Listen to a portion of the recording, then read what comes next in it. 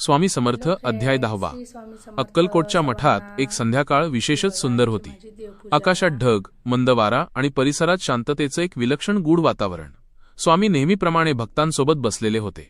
त्यावेळी अचानक एक तरुण स्त्री, अंगावर धूळ, चेहऱ्यावर भीती आणि मनात असह्य वेदना घेऊन धावतच मठात आली. ती स्वामींच्या चरणी पडली आणि रडत म्हणाली, स्वामी, माझं लग्न ठरलंय, पण मला त्याच्यात आनंद दिसत नाही. मन घाबरतंय, काहीतरी चुकतंय असं वाटतंय. पण घरच्यांना सांगितलं तर ते म्हणतात की मी हट्टी आहे. काय करू स्वामी?